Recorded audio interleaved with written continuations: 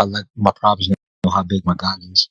So, having just faith, because that path, like the promise has already been given to you. There's a certain promise, whatever that prosperity, whatever that promise that you in your life that you're looking for, it's there. But we lose faith and we allow ourselves to fall off. But if you imagine if you like this, you have faith in yourself, the faith in the promise, and we don't know what's going to be accomplished. So that's just keep pushing it. And just have faith. Hey yo, G Dash, boy, take your hat off. Fine. This week on Hats Off with G Dash Jones. Mirror never lies, y'all. You know what you're watching. Yes. This is Hats Off with your boy G Dash Jones. Hey. That's a fact.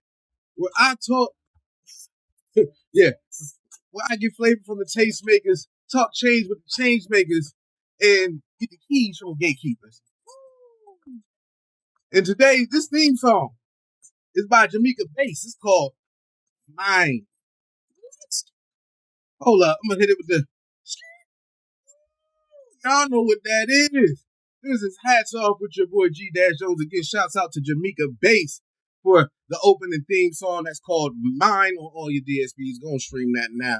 Again, now, today's episode of Hats Off. Oh man, when I tell you the conversation, right? He knows his bass. Talk about it. I'm talking about he done played for. Oh, not, listen, Bilal, Jill Scott. What you want? The name go on. He done had residencies. Z's. Okay, at the Kimmel Center. At the Kimmel Center. Yes. This man right here, pretty much world renowned if you ask me. Okay, if you ask me. All right, that's what I'm saying. And then he takes the time to teach. What takes the time to teach, y'all? Oh, yes. And he's and he's also an established jazz fellow. And I'm not gonna lie, didn't know that that's a whole title. Okay, but that is. Y'all don't know my man. Listen right here. He goes by the name of Richard Hill. Oh man, Richard Hill Jr. Don't forget the JR, y'all. Oh, listen, we're gonna have a phenomenal conversation where we kind of break down how he got into this jazz world, everything that's set up with that, his journey, so you can understand how you can be a jazz fellow too. You know what I'm saying? We gonna talk about it. We're gonna talk about it. As well as I'm going to update your calendar. That's a fact. Yes. I'm going to tell you about some of the things that's coming up in and around and about town. We're going to talk about all of that. And as well, we also going to, I'm also going to give a quick hat tip. That's a quick hat tip to some people who did some phenomenal things and made some phenomenal strides, right? So now let me see. Go ahead, bring him on camera now. That thing. It might be acting a little funny, but he's gonna be right up here. Now, also, just so in case you don't know, by the way, I want to make sure everybody already, if you don't got your tickets, get your tickets now to Thoughts from the Heart. That's me, Maya Bellardo. Ooh, I'm gonna take you on a journey using jazz. Oh, and spoken word. This is a world. It's gonna feel good for your soul, and there's gonna be an art show at the same time. Yes. And me and my man Grillo, we're gonna take you on a journey through the art that kind of has a whole feel to it as well. All right. So it's gonna be something special. I don't want I don't want you to miss it. Get your tickets now, right? g-jones.com. You can grab it. There's gonna be a wine tasting. Say what? Yes, a whole wine tasting at the oh, yes, get your beverage out. Yes, come through. Bring a friend as a friendship discount if you order online. That's a fact. If you get the regular ticket or the double, right? And it goes to a good cause. Shouts out to the Delaware Music Network. The funds are going to go to help. The Delaware Music Network is putting a public studio in that Wilmington library that's just so famously known. So because of that, we're going to go ahead. That's where portion of the proceeds are going to go to specifically. All right. Yeah, now we're gonna get you up here. Now, with that said, first things first. Now I'm about to update your calendar. Let me get Richard on here. Richard, if you're having trouble, go put it in the comments. Let me know what's going on. I'm trying to bring you up. Man, so that the world can understand the man behind the hair. See, when y'all don't know until y'all meet him, y'all gonna understand the hair. Okay, y'all when y'all see him, y'all gonna see the hair. Okay, it's a whole. Listen, he ain't playing with y'all, but we gonna get you up here if you're having trouble, or if I need to bring you on from a different account. Let me know now, good brother, uh, so we can make it now. In the meantime, and in the between time. So here's the thing, right? I have a list of events. Yes, I do. I have a list of events that I like to uh, go ahead and in this list, right? In this list, I'm gonna take y'all through some of these upcoming events. I'm gonna take y'all through in spoken word form. Say what? Yes. I'm gonna take y'all through some of the upcoming events throughout spoken word, y'all. Oh, putting the poetry together, improv, just so y'all can know what's coming up, right? Almost, it's going to have a feeling to it. So in case you're not sure what you want to get into, I'm gonna let y'all know. Let's see right here, there we go. Okay, boom, boom. Now let's see. Hopefully that. So and now, and by the way, just because my homie, there you go. Okay, what's going on? I told you, y'all see the hair. Don't act like y'all don't see the hair. Y'all see it. You see it. How you How you feeling, good brother? Man, it's doing cool. By yourself. Boy, you see how smooth he is?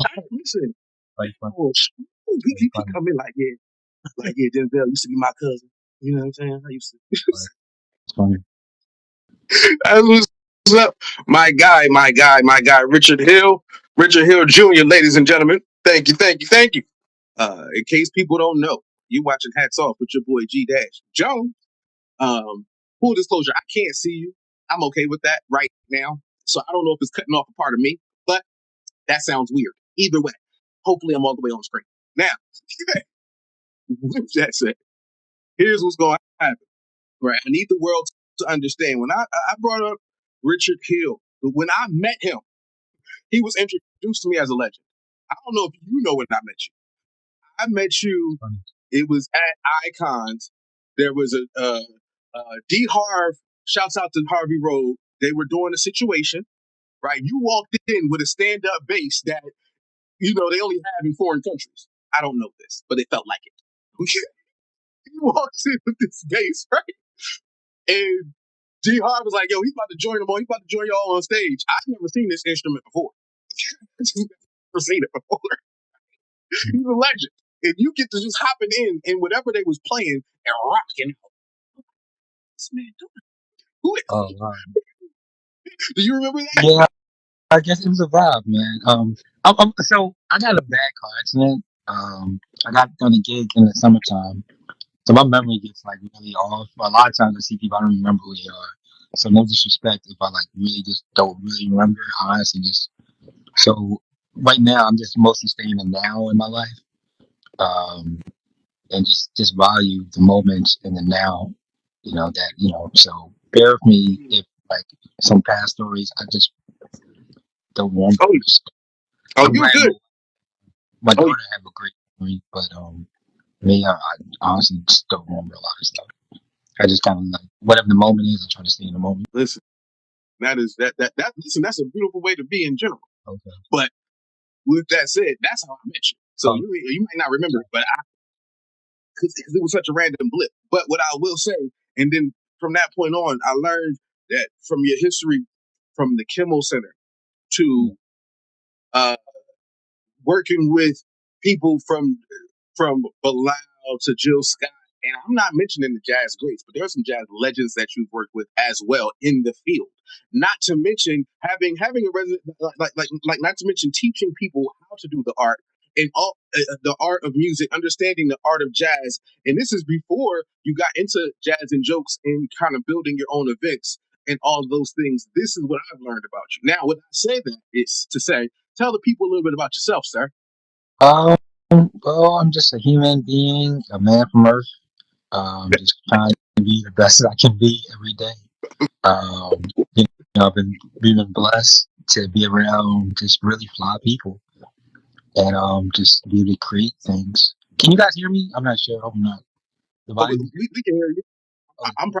You know, probably loud, but we can no, hear no, you. you fine. I've been fortunate to pretty much. I've never been to Antarctica, but I've been to every other continent on this planet. I was able to go ahead and create. Um, so now just continue writing. When you mentioned with the Camo Center, that was interesting. I had an opportunity to write like a hip hop suite. It was sort of a 12-piece ensemble. So with that particular piece, what I did, I just hung out in Philly in different neighborhoods, and it was more Afro futurism. So I wrote this piece, a 2-hour suite called Philadelphia 2050, and it just pretty much I'm envisioning what we will be in Philadelphia, like what the vibe could be in 2050. So I wrote like really, I was hanging out in different dance spots, just checking out the neighborhoods, and then I was writing different rhythms and different songs. And then at the end, my pastor at the time was Cheryl Herter Hill. She was going to speak a message about prosperity that, we're not supposed to be poor, you're supposed to be making money. Like you're supposed out there, you should be in any craft that you do. Um, so that piece, that's a great piece. Um, I was recently this year, I got a fellowship with the Delaware Division of the Arts for composition. So I really explored the west side of Wilmington, Delaware, and some dark sides, some bright sides, and I wrote some really interesting things. I'm looking forward to performing those. I'll probably go and record it as I'm getting people together now who are actually the energy that I feel. With that one, that's going to be more Afrobeatish, more dance music. One of the things that gets to me, I know I get hired in this box that people consider like a jazz cat, but I'm a young man. I'm a young black man from America, living presently. So I dance, I listen to music, Um, so the music that I write, once people take the time and learn it, it can be fun. So that sometimes finding artists that, you know, like we all play by ear, which that's what sound is, but also the beauty of reading too. So I'm trying to learn to be more patient, but so that's kind of where we're at now. So we're gonna keep on pushing. Wow. Okay.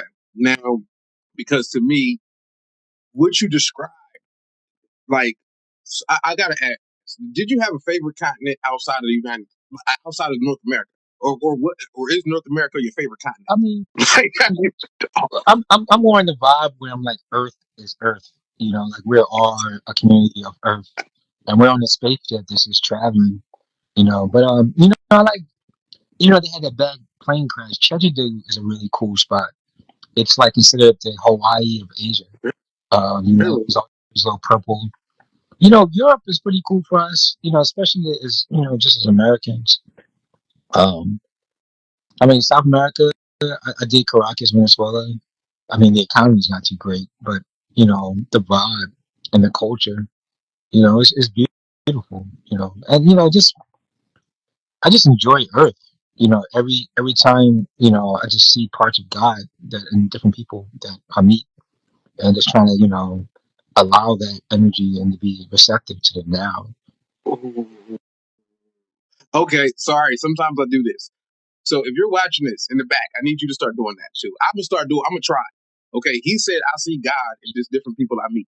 That one, that's one of them lines. I wish I would have wrote that somewhere. That's a poet. I wish I would. I see God inside of different people I meet. That's a bar. Oh, Man. that's hard. All right, now let's take it back. Based on from where your thoughts gather, from what you can see, do you?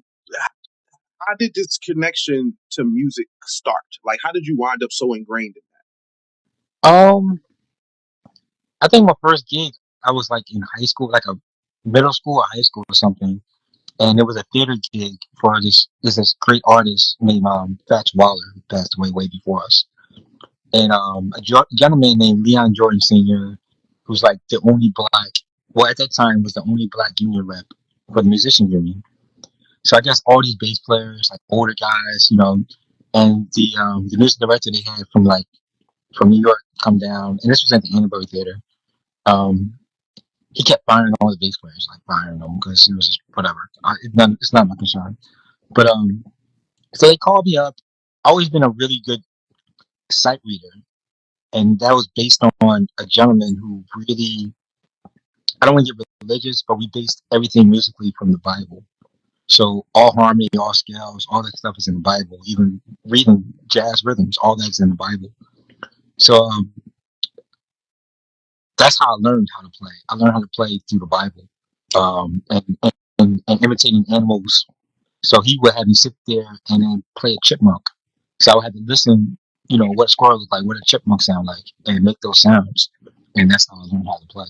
Um, so back to the story, I guess somehow I got called over there. Like they came to pick me up from school, and I just sat read the music like how it was written. I just played it like it was, and I'm black, so I have feeling wherever we play.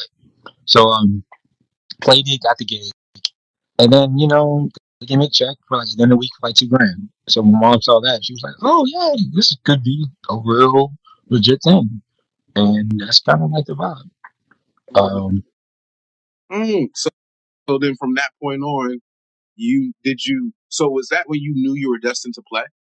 well, yeah, and I took breaks and stuff, messing with different women and just life that, like, man, forget this, oh, what you doing then? So I don't want you around. So, that's more of an internal conflict that, whatever, that every person goes through that journey. So at times I took breaks when I didn't play any other stuff. So okay, right. So now you start off kind of in this spiritual realm, which not for nothing. It sounds like there's a level of that has carried with you throughout the whole time.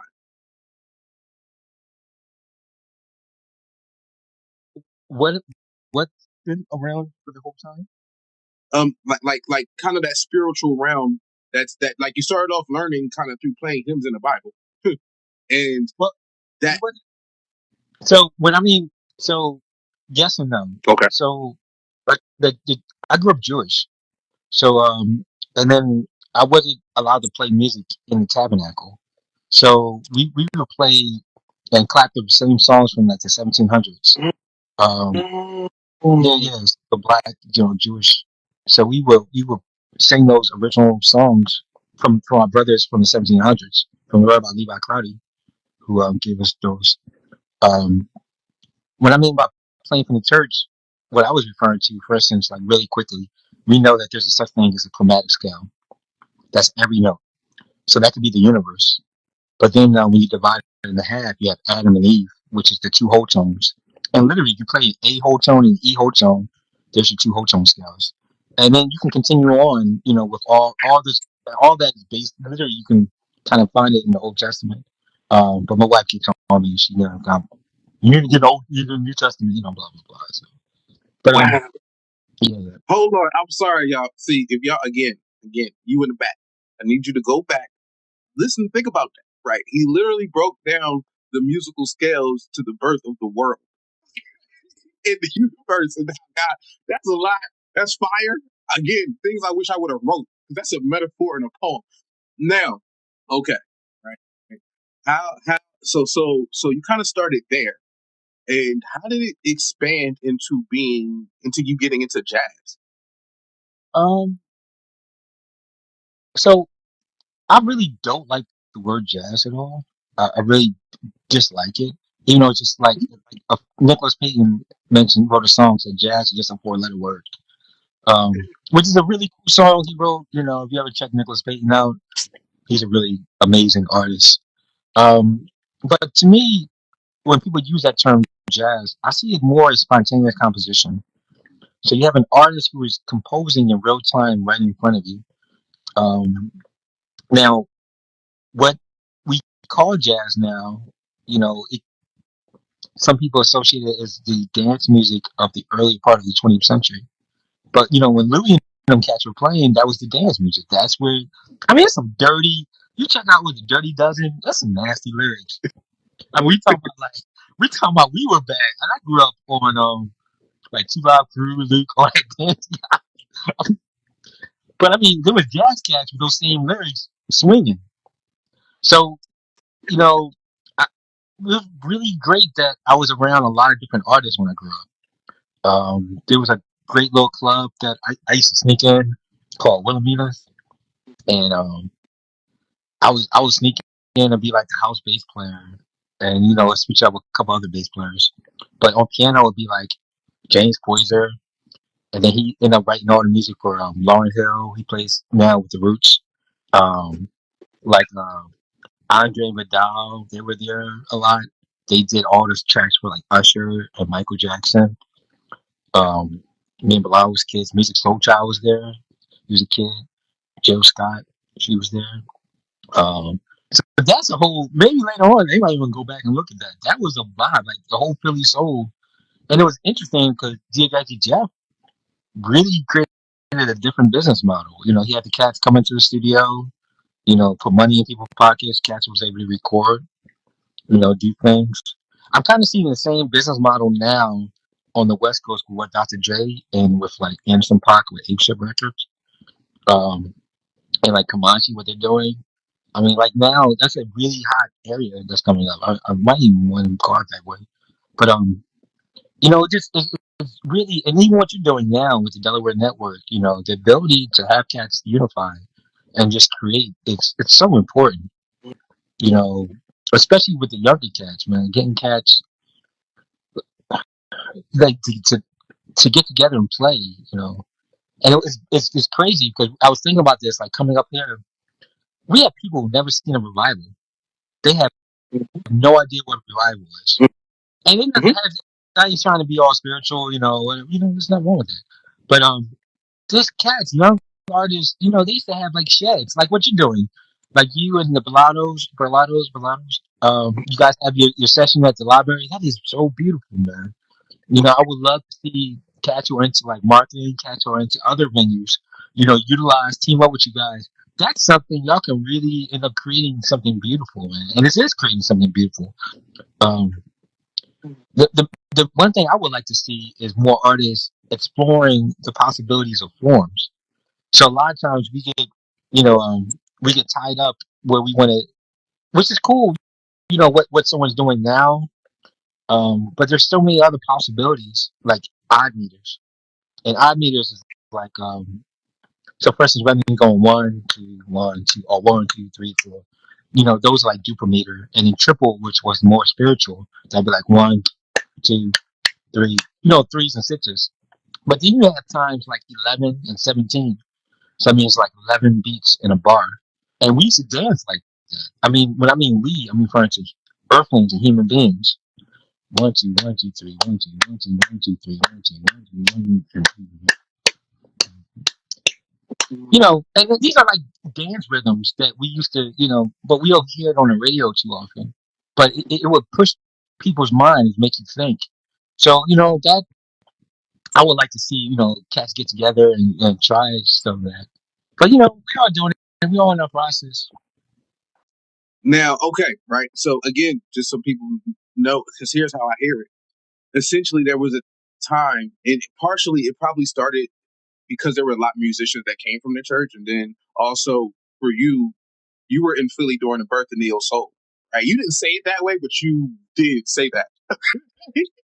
And the birth of Neo Soul comes from sonically what, in some ways, what people think of as jazz, right? But like to you, as you stated, it's spontaneous composition. So it was these artists getting together and just kind of feeling it and creating it.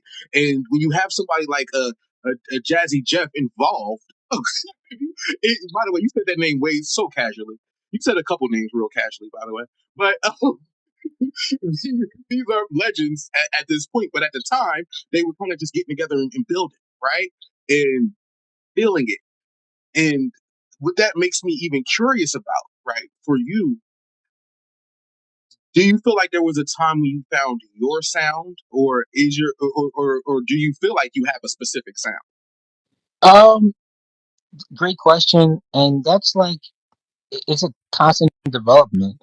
So, for instance, what I play every time when I touch or create something, it's different from what I did yesterday. I mean, I can play the same thing if I wanted to, but sometimes I choose not to because there's so many different possibilities. Um, and then the people and the energy that I got experience. Like I mentioned, like I see the parts of God in people. So when you hear different languages, there's different rhythms. Like when I left Philly, when I left during that time, I went to Korea and I was writing Korean pop songs. So I worked for the Korean Broadcast Network, and I just lived. You know, it could have been like a form of weird because I wasn't really allowed to leave. Uh, I I was kind of just there working for a whole year and stuff. Wait, time, time. By the way, you were watching Hats Off with G. Dash Jones. I have the phenomenal, amazing musician, composer, and jazz fellow Richard Hill, who was telling me about how he could not leave. Now, why couldn't you leave, sir? Because this is I was maybe okay. So I got over there. I was working. Then I got like a salsa gig. I was playing piano for them, and then I got hired with the Korean Broadcast Network.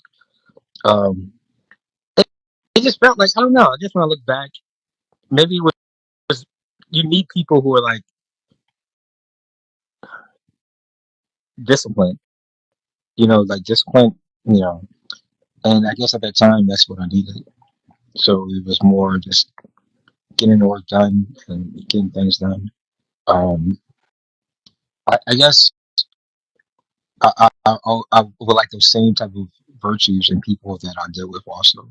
Um, so you know that's those. It's interesting because a lot of the younger cats that I know, you know, we work with, then they're back on tour somewhere. You know, with someone huge, I'm like, okay. So see what happens. I think there's gonna be some great things. That's why they still pop off. I mean, I have a lot of original compositions. Um, just about getting people to come and read through it. Um, So I got a couple hundred songs. Yeah, I still haven't been released. I still gotta do it right there. so. So, So wait, so you traveled to Korea as a part of the military? so I was in the military band also, and I was also as a civilian too. Wow. Yeah, Okay. I did do the military band for a little bit, so that was right. The military. Wait, so I didn't even know that if you go to the military, you can play instruments. Yeah, so the band, you audition, and there it's just real strict, like just reading. It's just a reading gig. And again, I kind of figured out, like I teach all of my students. I pretty much the 8 basic rhythms that's in most music. So I make sure all my students have those mastered, and they can pretty much sight read anything. Um, so you know, I'm always about trying to make like some concepts that people make really complex is to try to make them really simple. It's like a child can understand it and grip it. Um, so, and that was back to Mr. Calvin Forrest, who was like my first original teacher, and that was really it was more of a hang with him, but you know, practicing listening to animals and stuff like that. You know, I guess nowadays, if you are a musician, one thing I would recommend is practice with a drone. So, for instance, just like, "Bah," it's a G, and just have that G just playing, just create over it, and just let your brain just create. After you get that done, just play with like some random rhythms. So, like, I hear kids playing with scales, but their time is off. So, what I would recommend for like little kids is like find the highest drum beat that you like.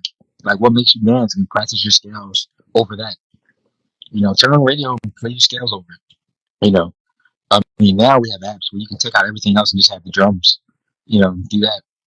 Um, and you know, it's really just and enjoying and just using our creativity. I mean, the things that I hear from you is really beautiful, man. I mean, it's really, really, really, really amazing, man. Really, really amazing. Listen, I appreciate that, but with you, so we're gonna go.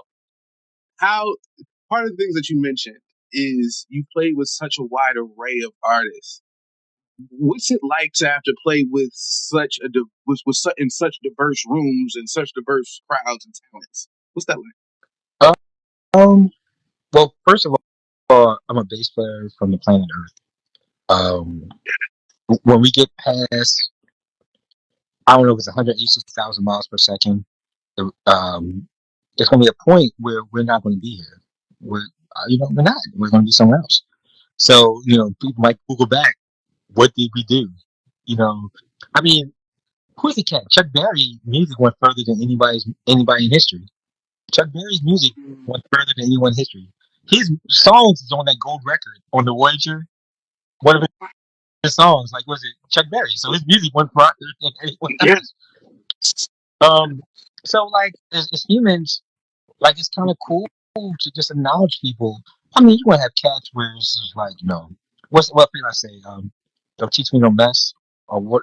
Wasn't I know Fela Kuti had a message about teachers teaching the wrong stuff and not getting, but then he also wrote a message that says, "Where to get no enemy."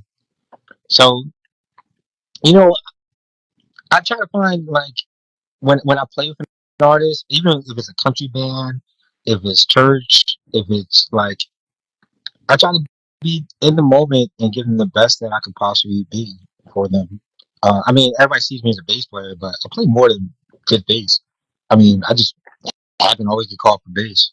Um, but I, you know, I'm more of a composer. Mm, mm. What made you get into composing and to play so many like to play so many instruments and to learn them like to play the keys and along with the bass and just different things like that? How'd you get there? Well, so I guess it was more with the composition. It's just I wouldn't be an artist if I wasn't composing. Like, and I wouldn't say it like that. And there's nothing wrong with that. Like, there's great artists out there who just don't write. They're great, they're great performing other people's music, and they can, bring emotional tears to the audience, and that's it's so beautiful. It's so beautiful. Um, I just there's so many possibilities that are not being played. You know, that I have to write it down. And now it's just about, getting people that are disciplined enough. And not, just like, man, just read through the music, it's like mess with me, I'm here. I'm here. I see you. Um and, and with the piano and bass playing them both at the same time, that was more of like a church thing, I guess. So I was playing my electric bass and then I was playing piano on my right hand and playing my electric bass on my left hand. And my pastor enjoyed it, so now my pastor makes me do it. He asked me to do it every Sunday. So it was a concept. It's all right. I see some of my younger students are doing that. Like Justin Griggs, great young man at Temple University. You should really check him out. Him, all maxed out. I mean, I have a lot of. I look back. I'm not like I'm about to die or anything, but man, I have like students. Like one of my students, Emmanuel Wilkins. He has like the top jazz record. He's with Blue Note. Nazir's on tour with Joshua Redman. I mean, it's crazy that I see like it's really interesting, So, we just enjoying just this journey on Earth. Um, yeah, man. That is phenomenal. But listen, my brain is still breaking. I can't play because I can't make my left hand do what my right hand do. It's like on a piano. That's a difficult thing for me. So you playing two separate instruments, my brain almost said, "How many ears do you have?" But okay. With that said, you even teach other people to do it. How did you get into teaching? What made you even get into that side of that world? Um, I guess it was stuff I wanted to play, and if it was like I had to get my friends up or people who were just around at the moment, and like everyone has relative pitch, and everyone has it. You just may not realize it. Everyone has relative pitch. Everyone can hear a G. Everyone can hear what a D is. It just don't acknowledge it. So if you really wanted to, you can put on a recording and actually play the stuff back. You know, you can actually hear the tones and chords. You might not believe it, you might not have confidence in it, but everyone can do that. So with the teaching, I just start finding simple things that just make things easy for for people. Like here's a simple one. So there's a thing called key signatures, and key signatures is basically let you know what notes is a little different. So when you hit all the white keys, that's like they call that C major. So it's a thing called like the rule of seven I tell my kids. And it's like you always want to add, you never want to subtract. You always want to make money, but you don't want to lose money. Add and subtract. So C major has zero sharps, zero flats. You're trying to get to seven. So C sharp major has how many sharps? If you're trying to get to seven, you have zero. And how many do you need to get to seven? 7. Exactly. So C sharp major has 7 sharps. So D major has 2 sharps. Trying to get to 7. So D flat major has how many flats? 5. F major has 1 flat. So F sharp major has how many sharps? 6. Yeah. Hmm. G major has 1 sharp. So how many flats does G flat major have? 6.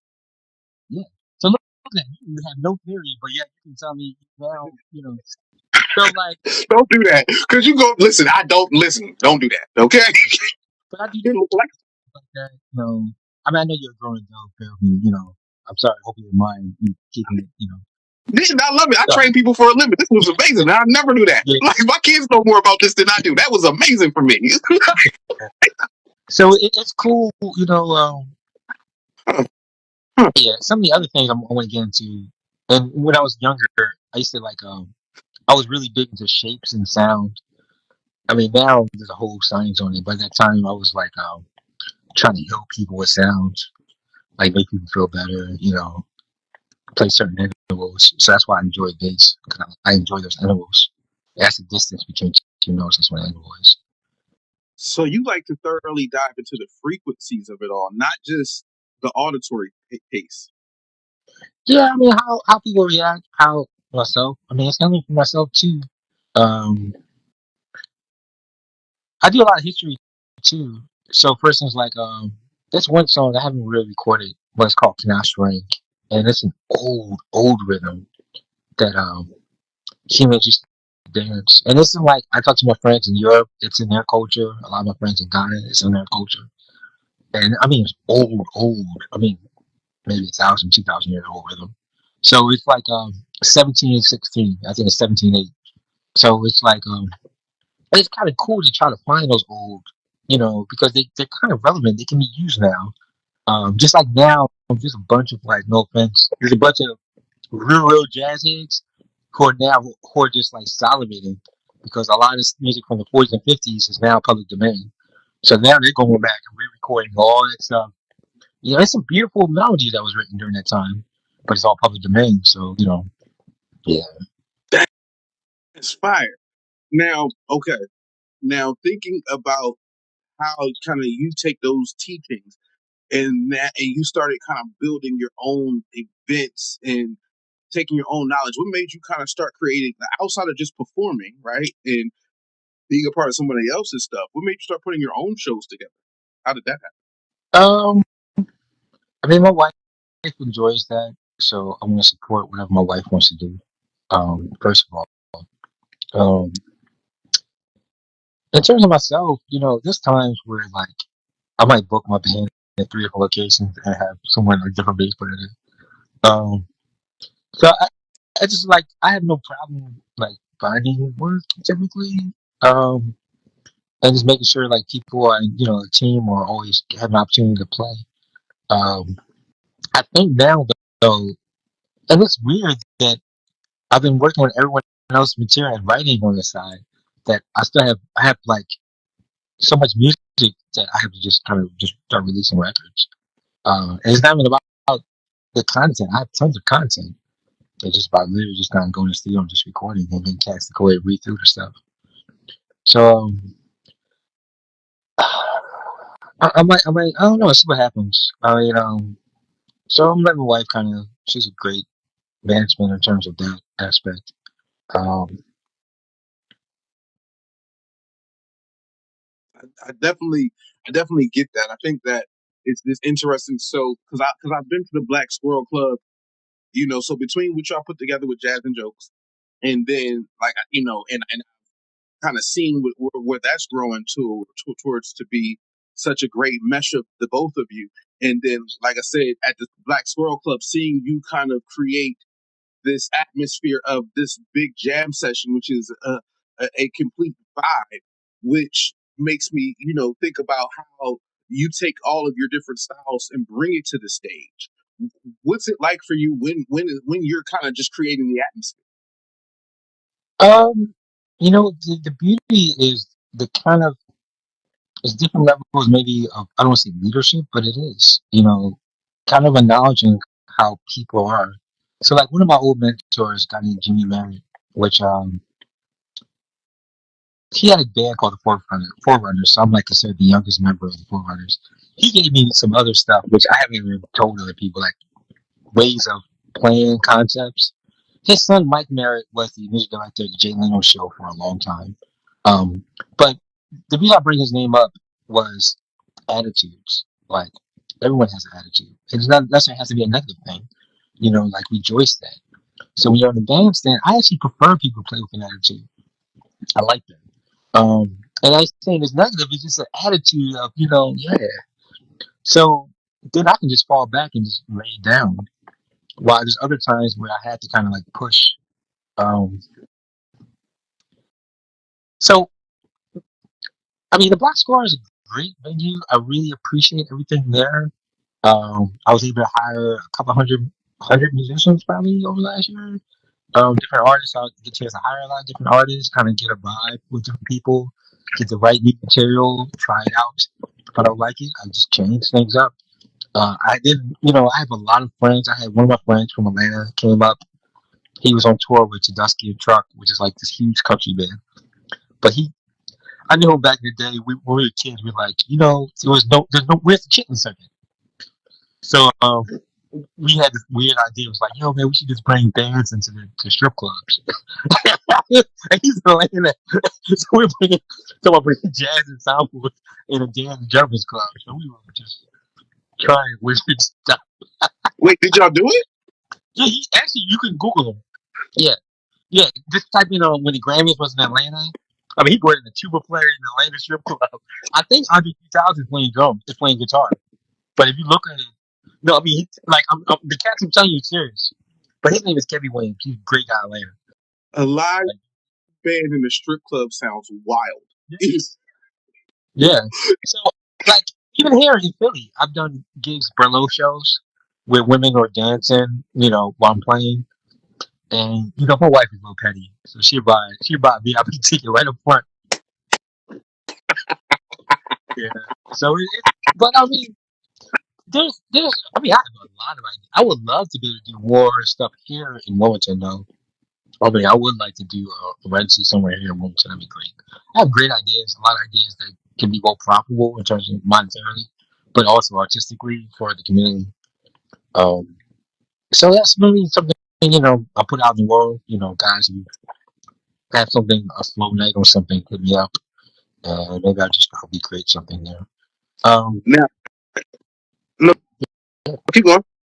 oh, that's cool. I mean, my wife, she's a great comedian, Comedienne K-Mack.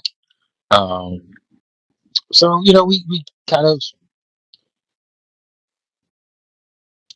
create. I mean, it's a lot of different types of bands too, and unfortunately, I'm not like a really straight like I can. If you want straight ahead, then I'll call the best cats. If you want gospel, I call the best cats. If you want classical, I call the best cats. But I'm gonna be included with it. So that's kind of like the vibe. Listen, and I'm gonna tell you where that takes me, right? Because you have all of these ideas, and your brain kind of just works differently in what you can create. Uh, I have to say. So now, how did you become a fellow, as they say? What is a fellow? 'Cause see, I didn't even know. Like I thought a fellow was just another guy until I started seeing these grants call you. It's a fellowship, and now you are. What is that? Yeah. So this particular year, again, I just finished. So after a year of being in a residency, which I received, I guess this year it's come up to be 3 years. I've been in Delaware. I'm in Wilmington. So I applied. Um, so they have different categories. They have like I think Maya Bilardo obtained it for jazz performance, but I went for composition. So with that, I wrote. But with that funding, I wrote a whole suite that's really referring to like the west side of Wilmington, Delaware, which is really interesting. It's a really interesting energy, um, and especially, I mean, some of the more larger stuff I'm looking at is definitely with the 250th anniversary that's coming up. So hopefully, I get a chance to express, show those ideas. So I applied, submitted some compositions. Um, some of the stuff can be a little detailed. but it's real. It's the experiences of a black man from Rome. Um, so it's not just me; it's the experiences of also our forefathers, um, and great grandfathers, grandmothers, and those shoulders that reason why I'm here, which I'm still pushing for. So those emotions and energies, I put on paper, and I love when artists take it seriously and reflect those emotions. So I wrote something. I wrote a couple of pieces for them. It was pretty interesting. So they got back to me. It was like, yeah, we award you to fellowship um, for composition. So that was really interesting. You write a big detail, and that is cool. Now that that's done, it might open up some more doors here in Delaware. Um, but again, I'm more on the earth, so there's a lot of collaborating I would love to do. Um, and I'm just gonna keep on just like working and keep creating. Um, yeah. Uh, Okay, so I'm gonna say this because like you inspire me, right? Oh, And the reason why I say that specific, like there are a couple different ways of your knowledge base of the art and what you do and all these things, but the fact, like, so when I do the art loop and when I, poetic artistic connections, what I do with my man Grillo, we do spoken word to art. Like, so art's on the wall. I'm going to create an improv poem based on the art, right? Which means I'm looking at a picture and I'm hearing and I'm getting a feeling and I'm turning that feeling into words that create a linear thought for people to understand. Well, you can do that with music based upon uh, embodying a culture, which to me is amazing, right? That's what you do. So, like, when you, like, because there's, by the way, during this interview, you have mentioned several different places, stateside and non stateside, overseas, where you embodied a culture and then turned it into sonic art. Like, to me, that's amazing because it's not that you're going outside and you're hearing the sounds. You're hearing the sounds of outside and turning it into music. And what might have words, might not have words. It's going to be music. Mm. Everybody can't do that. You know that, right? But it's really so when you were speaking about creating your words with art. I had this, and this is a shame I never got a chance to do this project, but there's a really great artist, James Dupree. I don't know if you're familiar with him. He's considered the Black Picasso. So he's one of our OGs. Amazing, James Dupree. And later on, if you need contact information, I'll set you up with him. But he sometimes you need people who are there, kind of, you know, for that growth. But his paintings and artwork is just beautiful. And these are big pieces. I'm talking about. His pieces are like huge pieces. He's like $100,000 pieces, $1 million pieces. Like they're really, black men. But the reason I brought that name up, and when you were mentioning that, I had this one idea what I always wanted to do is while we're creating, behind us would be like maybe nine, you know, large screens, and nine artists will be separated. And while we're creating, those nine artists will paint digitally. And then you see the collage being created behind us. And then the one master printer would print out the collect work, and then you would sell that, and then the audience would leave with that piece of artwork that was created at the moment. And obviously, the cost you will factor in the cost for the concert and the cost for the artwork all in one. Um, that's really interesting to put that up because that's what I was seeing in my mind. Something of that statue. It was an artist I worked with. It was an LGTB artist. Really interesting. Oh my God, what was his name? This brother had a beautiful vibe. What he did, he had the piece was called Rashad Newsom. So Rashad Newsom, his piece called Five. It was a band, and I was playing guitar then. So it's like I could make all these different sounds, and it was like four other musicians. Then it was a gospel choir, and then he had like the LGTB artists, which like I guess the men, but they were more like women, Like that was their vibes. I don't know how they want to be identified, but Mhm. each one had a different color, and then they come back and be like on the other side flip, but they have a same color. So every musician matches with that color. So as the let's say the yellow person who had the yellow would dance. I would create music while they're dancing, and then this artwork is going because it had Wii controllers. That every movement it would create this painting, and by the end of the piece, it had this full painting from everybody dancing and the music. And then he'd sell the paintings for like $60,000, $70,000. Um, and then, like, yeah, and it was really interesting because like he was already into like the AI thing. Like he had AI in his paintings. Like you can talk to the painting, and the painting will give the viewpoint of the artist. Rashad Newsom, amazing LGBT, just amazing artist, human being. I know he's like it's some genius in the LGBT community. It's really amazing. Um, you know, I just enjoy being married to my wife.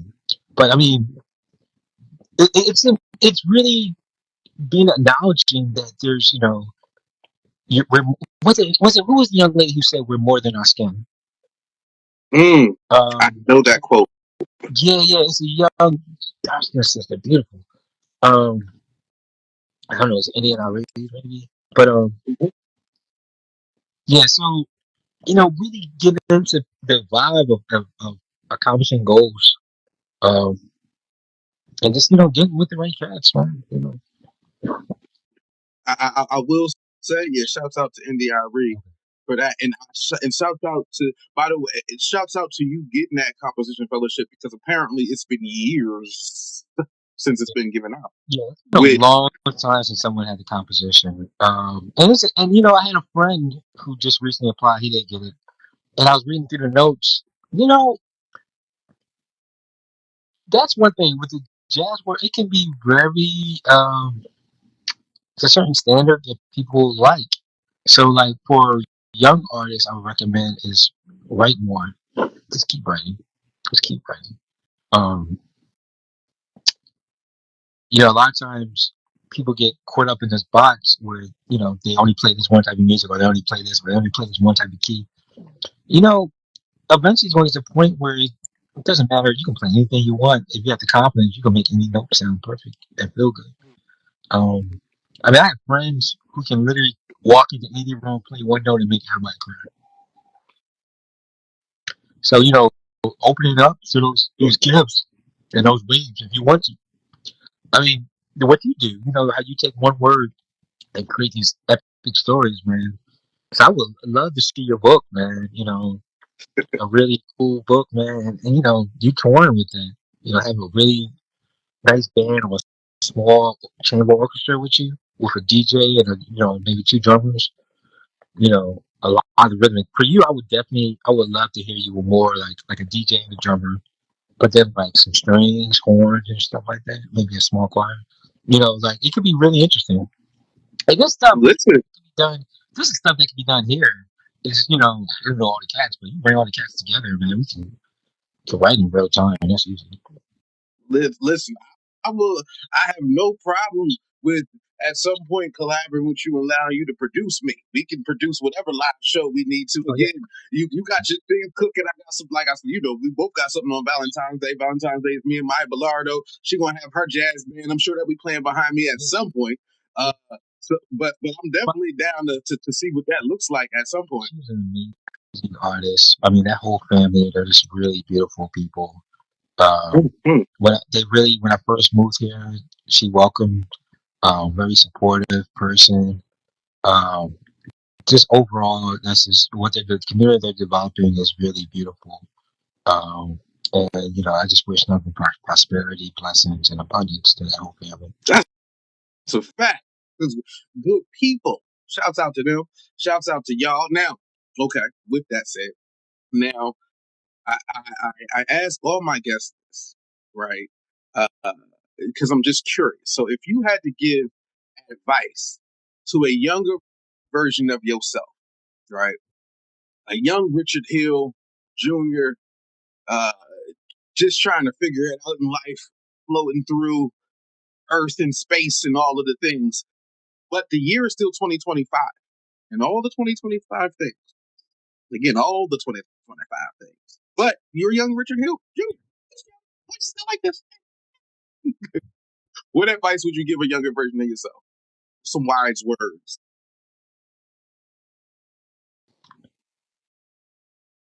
You're, I mean, pretty much have faith. Stay with the faith. You know, a lot of times, you know, people want to bring like knows how big their problems are, and I always say that. But now, you know, Somebody play George Michael. You just gotta have do. You know what I'm saying? Y'all know it. a lot Go of ahead. too, man, it's a vibe. I noticed that a lot of people are sampling those songs.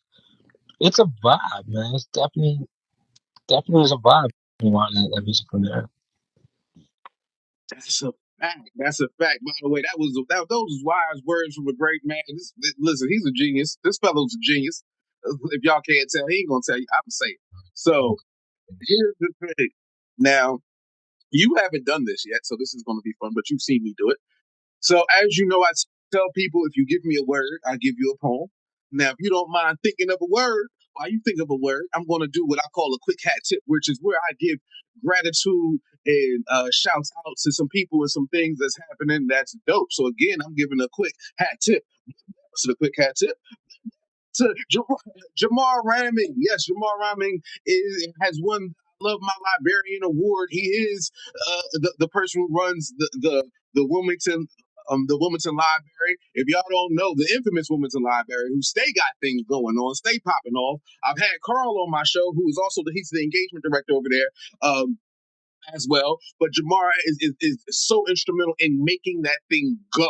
At some point, I'm going to try to have a conversation with him too. Also, that library being a safe space for the city, right? And in all the things that are happening for the city, that places like that library are so necessary to happen. So I just appreciate, and I got to give it that hat tip to the man, the myth, Jamar Ramming. Yes, yes, yes. Also, got to give a quick hat tip. Naj and Jay, right? They took time out. They do a show every Wednesday.